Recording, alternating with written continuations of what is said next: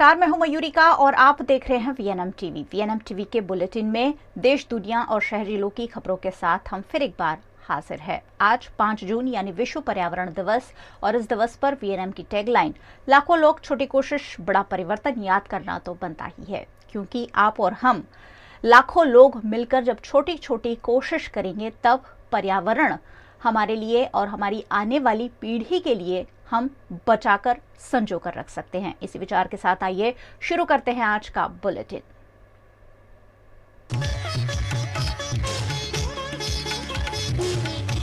अवधेश राय हत्याकांड में बसपा के पूर्व विधायक मुख्तार अंसारी को उम्र कैद, 32 साल बाद आया फैसला।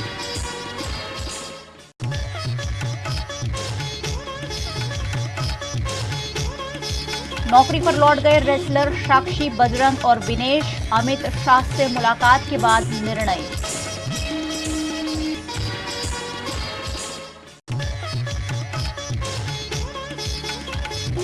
और बिहार में धराशायी पुल पर सियासत, तेजस्वी ने कहा खामियां थी इसलिए गिराया पुल।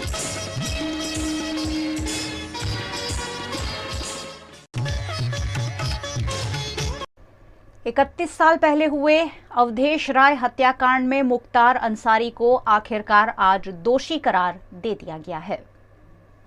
वाराणसी के अवधेश राय हत्याकांड में मुख्तार अंसारी को एमपी एमएलए कोर्ट ने उम्र कैद की सजा सुनाई है। कोर्ट ने मुख्तार अंसारी को 1 लाख रुपए का जुर्माना भी किया है। कोर्ट का ये फैसला 32 साल बाद आया है। अवधेश राय कांग्रेस के पूर्व विधायक अजय राय के भाई थे। मुख्तार अभी बांदा जेल में बंद है। सुनवाई के दौरान उसको वर्चुअली पेश किया गया। वादी पक्ष के वकील ने बताया कि कोर्ट ने मुख्तार को धारा 302 के तहत दोषी करार देते हुए सजा सुनाई है। दरअसल वाराणसी के लहुराबेर इलाके में 3 अगस्त 1991 को वर्चस्व के विवाद में अवधेश राय की हत्या कर दी गई थी। हमला उस वक्त हुआ था जब अवधेश राय अपने भाई अजय राय के साथ घर के बाहर खड़े थे। इसी दौरान कार में आए 5 हमलावरों ने ताबड़तोड़ फायरिंग कर दी थी। इसमें अवधेश राय की मौत हो गई थी। मुख्तार अंसारी सन 1996 में बीएसपी के टिकट पर पहली बार चुनाव लड़े और जीते थे। फिर 2002, 2007, 2012 और 2017 में अंसारी मऊ से जीतता रहा। आखिरी 3 चुनाव मुख्तार अंसारी ने अलग अलग जेलों में रहते हुए लड़ा।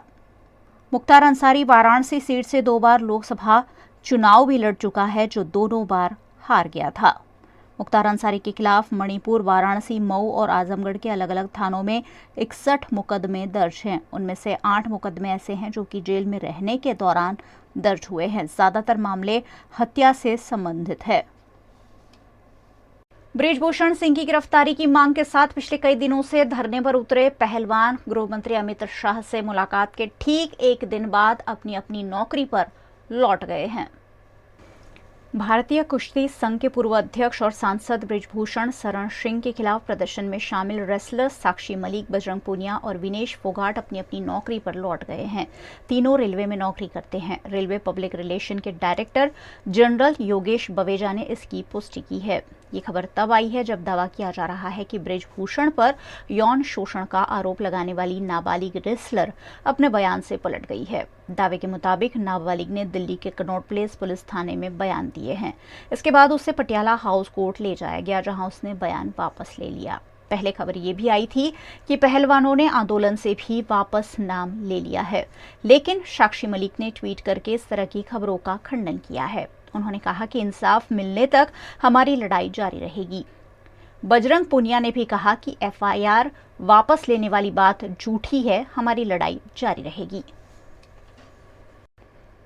बिहार में गंगा नदी पर बना हुआ पुल कल अचानक धराशायी हो गया था, जिसके बाद अब पुल को लेकर सियासत भी गर्माती जा रही है। बिहार के भागलपुर में 1700 करोड़ की लागत से बन रहा पुल रविवार शाम अचानक ढह गया, जिसके बाद सियासी पारा भी यहां गरमाने लगा है। बीजेपी ने नीतीश कुमार सरकार पर निशाना साधा है। ये पुल गंगा नदी पर बन रहा था। भागलपुर को खगड़िया जिले से जोड़ने वाले अगवानी सुल्तानगंज पुल के गिरने से किसी के हताहत होने की खबर तो नहीं है, लेकिन खगड़िया में हुई इस घटना का वीडियो सामने आने के बाद विपक्ष ने सरकार पर हमला बोल दिया है।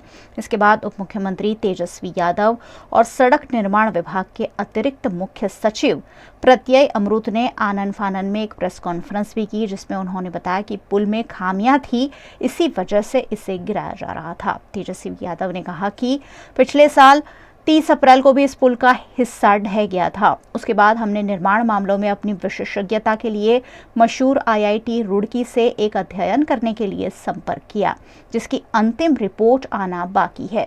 हालांकि इसके स्ट्रक्चर का अध्ययन करने वाले विशेषज्ञों ने हमें सूचित किया था कि इसमें गंभीर खामियां हैं। शंका थी कि कुछ ना कुछ गड़बड़ है, इसलिए हम लोगों ने तुड़वाने का फैसला लिया। तो तुड़वाने का जो फैसला जब लिया तो जो नुकसान होना था वो हम लोग के सरकार पे बोझ उसका नहीं आया है, बल्कि संवेदक पे आया है। तो आप कह सकते हैं कि पैसे की जहाँ तक बात आती है कि इतना, क्योंकि गंगा नदी पे कोई भी पुल बनता है तो महंगा बनता है, लेकिन अगर डिज़ाइन में अगर कोई फॉल्ट है, क्योंकि आंधी आया जो भी आया वो तो रिपोर्ट पे अब परसों आ ही जाएगा पूरी तरीके से, लेकिन जो पहला रिपोर्ट आया उसके आधार पे हम लोगों ने निर्णय लिया कि सारा तोड़ा जाए और जो भी नुकसान होगा वो सरकार नहीं वह करेगी बल्कि संवेदक करेगा। सालों तक विधायक रहे बसपा के पूर्व नेता मुख्तार अंसारी को उम्र कैद की सजा पर उत्तर प्रदेश के भारतीय जनता पार्टी के प्रवक्ता राकेश त्रिपाठी ने अपनी प्रतिक्रिया दी है। मुख्तार अंसारी जैसे माफिया जो जराइम की दुनिया के बेताज बादशाह हुआ करते थे, योगी आदित्यनाथ सरकार आने के बाद कानून का कठोरता से शिकंजा कसा है। उसकी वजह से आज गवाह अपनी गवाही पर अड़े हुए हैं और एक के बाद एक लगातार फैसले आ रहे हैं। अभियोजन पक्ष ने पूरे मामलों में चुस्ती के साथ पैरवी की है, इसीलिए लगातार कोर्ट के द्वारा उनको आजीवन कारावास और तमाम गंभीर मामलों में सजा के फैसले हो रहे हैं। इन सजा के फैसलों से उनमें उम्मीद की किरण जमती है। जो मुख्तार अंसारी के अपराधों से पीड़ित थे, उनके जख्मों पर मरहम लगता है। योगी आदित्यनाथ सरकार में किसी भी माफिया को माफी नहीं मिल सकती है।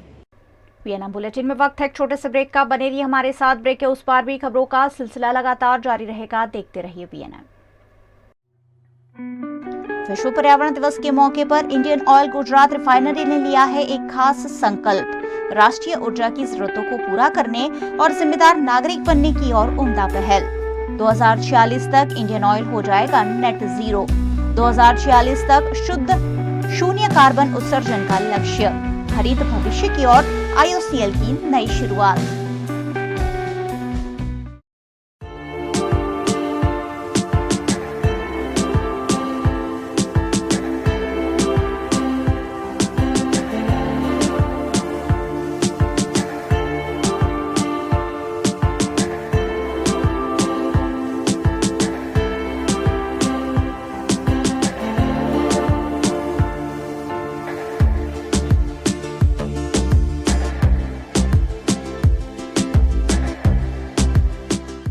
भारत ले रहा है इलेक्ट्रिक अंगड़ाई। क्यों ना हम साथ चले, साथ चले, साथ बढ़े, साथ बढ़े, देश मेरे, देश मेरे। देश को ले जाए नई दिशा की ओर। आपका जॉय, भारत का जॉय। વડોદરાના ઘણા વિસ્તારો જેમ કે અકોટા, માંજલપુર, અલકાપુરી, મકરપુરા વગેરે વગેરે વિસ્તારોના લોકો ચિંતામાં છે। આ ચિંતાનું કારણ છે વડોદરાના લોકોમાં વધતી ઈર્ષા। જી હા, અને આ ઈર્ષાનો સ્ત્રોત છે તરસાલી એરિયામાં આવેલ રેઝિડેન્શિયલ પ્રોજેક્ટ દર્શનમ પ્લેસ। ઘણી બધી એમિનિટીઝથી ભરપૂર આ 2 અને 3 BHK પ્રોજેક્ટ બની ગયો છે નવા ઘર શોધવાવાળા લોકો માટે એક અનોખો અવસર।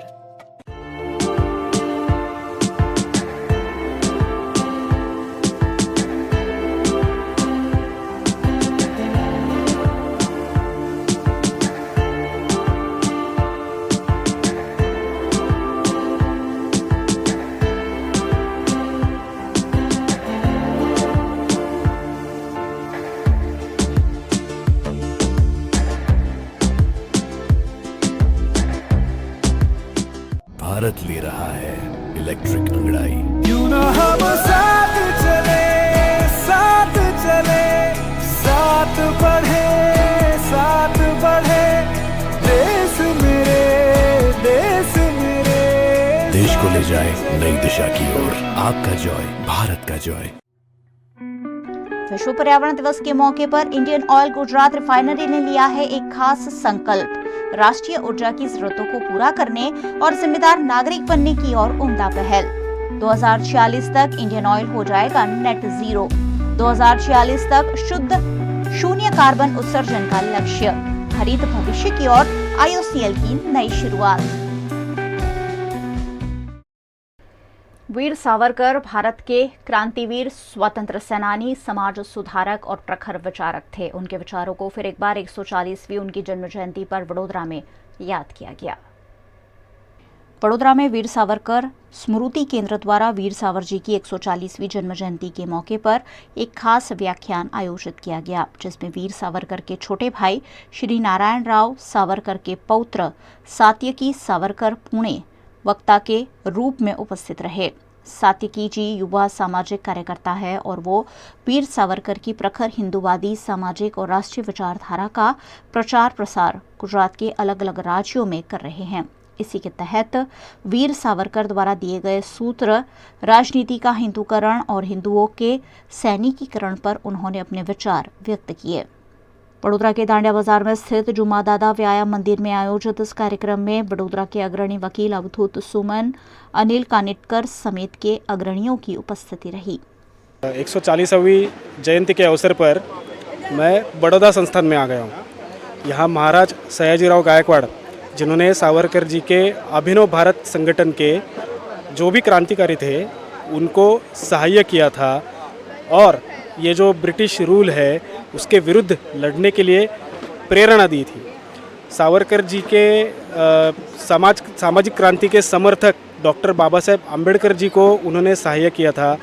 तो मेरे विचार से ये बहुत आदर्श जगह है कि आज ऐसी जगह में आया हूँ जहाँ मेरे दादाजी भी आ चुके हैं, उनका भी भाषण हो चुका है और मैं मेरा सौभाग्य समझता हूँ कि आज इसी भूमि में मेरा भाषण आज आयोजित किया गया। વીર સાવરકર સ્મૃતિ કેન્દ્ર દ્વારા આજે સ્વતંત્રવીર સાવરકરજીની 140મો જન્મદિનની ઉજવણી પ્રત્યર્થ અમે આ કાર્યક્રમ રાખેલો, જેમાં સ્વતંત્રવીર સાવરકરના ભાઈના પૌત્ર સાત્યકી સાવરકર એમનું ખૂબ સરસ ભાષણ અમે આયોજિત કર્યું હતું। એક યુવા માણસ છે, યુવા એ છે અને અભ્યાસ એમનો બહુ સાવરકરજી ઉપર બહુ અભ્યાસ છે અને એમના બહાને જ અમે આ કાર્યક્રમ રાખેલો અને આ સારી રીતે એ થયું। गुजरात के तीर्थधाम अंबाजी में मां अंबा साक्षात विराजमान है। ऐसे में आज गुजरात के मुख्यमंत्री भूपेंद्र पटेल ने उनके चरणों में शीश नमाकर आशीर्वाद लिए।